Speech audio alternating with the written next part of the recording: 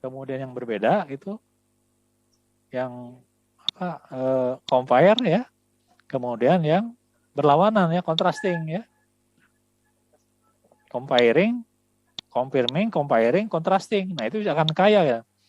Nah ini mah baru kompilasi, ya udah selesai gitu ya. Apa kesimpulannya juga nggak ada di sini ya. Harusnya paling tidak si penulis bisa menyarikan gitu ya. Nah intisari dari itu meter untuk metode perancangannya kan gitu. Ya. Oke, nah yang ketiga tadi ini karena apa memang dia bukan metode riset ya, tapi metode perancangan karena ini kan artikel yang berbasis pada desain ya. Jadi udah betul ya Semejut ini metode perancangan ya. Nah, cuma apakah memang cukup begini gitu ya? Ada pengumpulan data, analisis dan konsep itu. Pak, ini kan sangat sederhana ya, input, proses, output. Itu kan sangat simplistis ya. Harusnya kan Bapak bisa dalam metode bisa juga yang lebih kompleks ya, bisa memasukkan kriteria parameter teoretiknya, lalu data-datanya dari mana gitu ya, dibandingkan gitu kan. Ya.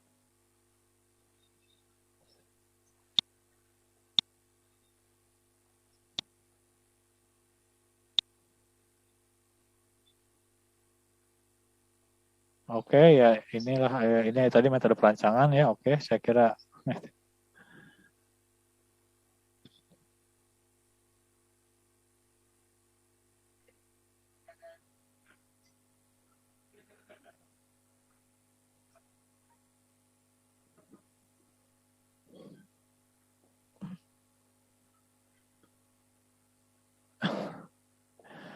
nah ini juga saya kan harusnya dijelaskan ya.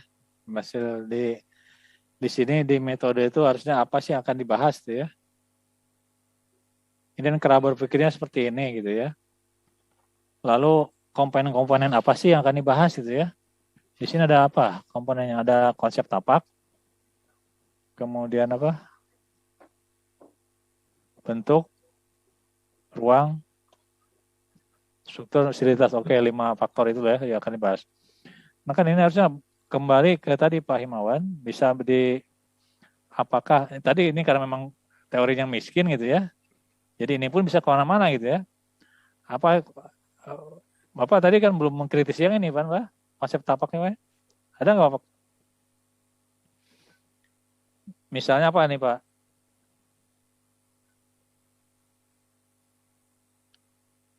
Coba Pak ini, ada nggak ini konsep asuransi hijaunya di sini Pak?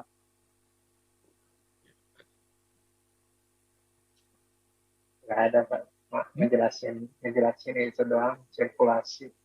Sirkulasi akses aja kan apa? Lalu kan yang biasa pun ya seperti ini gitu ya.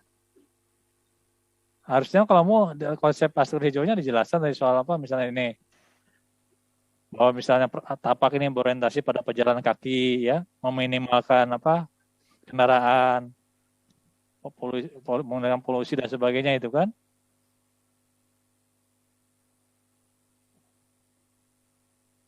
Ini kan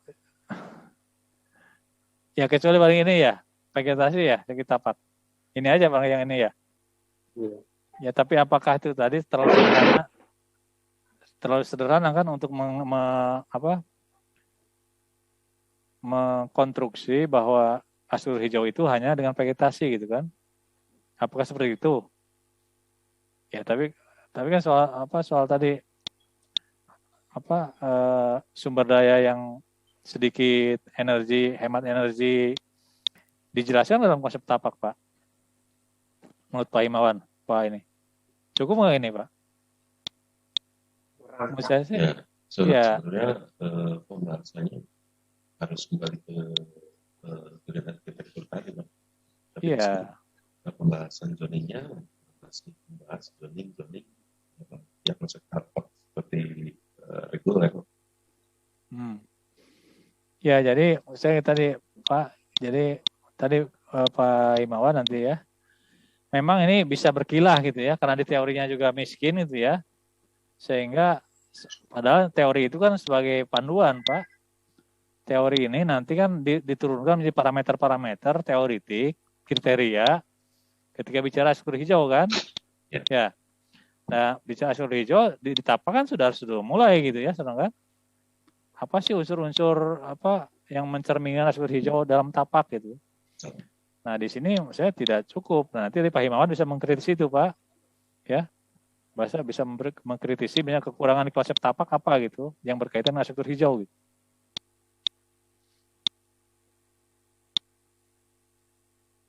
Ya, kemudian yang ya termasuk bentuk. Mana coba?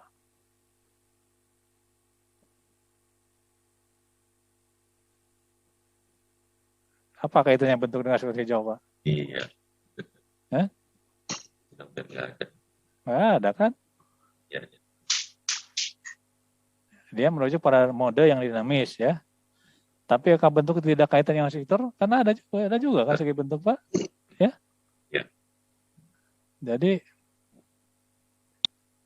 ini ada satu ya. Memaksimalkan pencahayaan.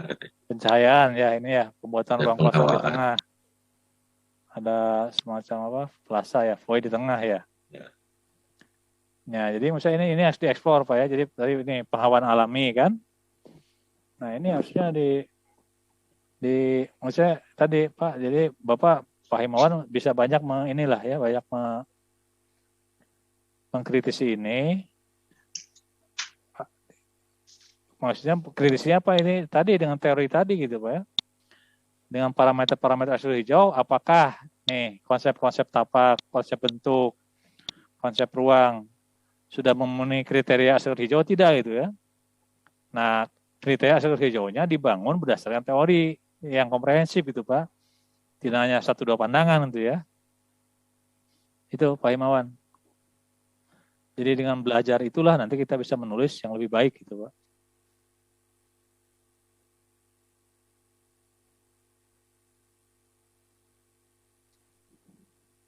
Oke Pak. Nah ini kan coba Bapak lihat. Kalau untuk sebuah jurnal, ya ini kan memang jurnal lokal ya. Mungkin juga Bapak juga ini harus mencari juga Pak, ini sesuai pembandingnya ya, jangan hanya jurnal lokal aja Pak, bukan hanya jurnal lokal, mungkin coba lihat juga jurnal internasional Pak, yang Scopus Q1, Q2, ya ketiga gitu ya, supaya kita tahu jurnal yang baiknya seperti apa gitu Pak ya. Kalau ini kan memang kita belajar dari jurnal yang buruk gitu ya, yang yang hanya terbit lokal gitu ya. Karena dari pustaka aja dengan hanya 5 ini, ya bahkan sebagian juga ini hanya aturan menteri itu kan bukan rujukan ya. Pedoman itu. Pradono tadi nggak dimasukin ya Pak? Iya, Pradono nggak masuk karena dia nampaknya handayani dia ya. Jadi cara mengutip yang sekunder juga keliru. Jadi dia praktis hanya 3 nih. Hanya 3 yang digunakan untuk menulis artikel jurnal, itu sangat miskin gitu Pak. Ya. Secara untuk kaidah artikel yang betul ya. Oke Pak, masih ada yang ingin direspon Bapak Ibu sekalian? Jadi sebetulnya nanti pada saat kita mengkritisi, menganalisis, kemudian mereview sama mengkonfirmasi itu, kita bahas item-item per item seperti tadi Pak ya? Iya Pak, jadi per item mulai dari latar belakang, bahkan kalau mau mulai dari abstrak Pak, lalu kita masukkan di situ gitu ya. Kita masukkan, kita narasikan gitu ya, apa sih kelebihan dan kekurangannya gitu. Jadi bukan hanya kekurangan Pak ya? Iya, termasuk kelebihannya juga Pak, kalau cukup. Ya ini kan kebetulannya karena memang artikelnya tidak cukup ini gitu ya, sehingga ya yang banyak kekurangannya gitu Pak. Tapi memang kalau Bapak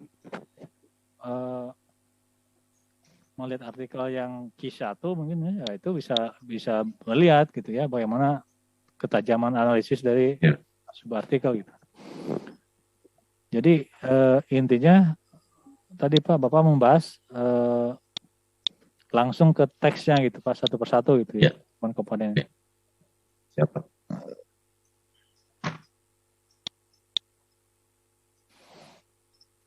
Masih ada sekalian yang lain?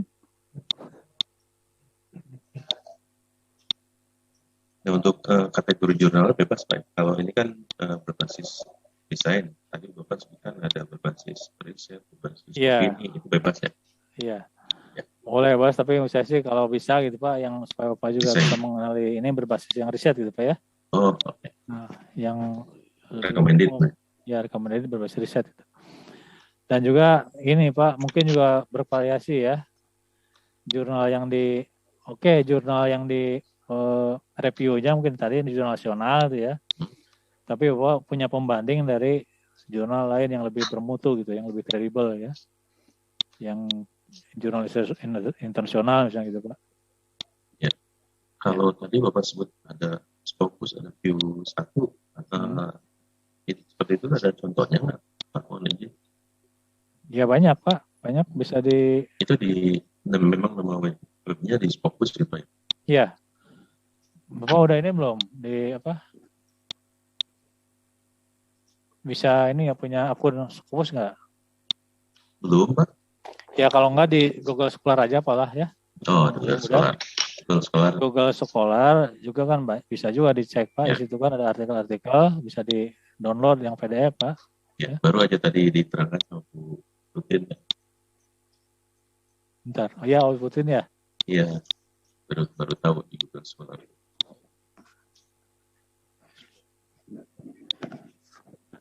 Baik dari saya itu ya. Baru. Pak Himawan ada komentar? Enggak Pak, cukup Pak. Ya diperbaiki ya. Ya. Bu Putri?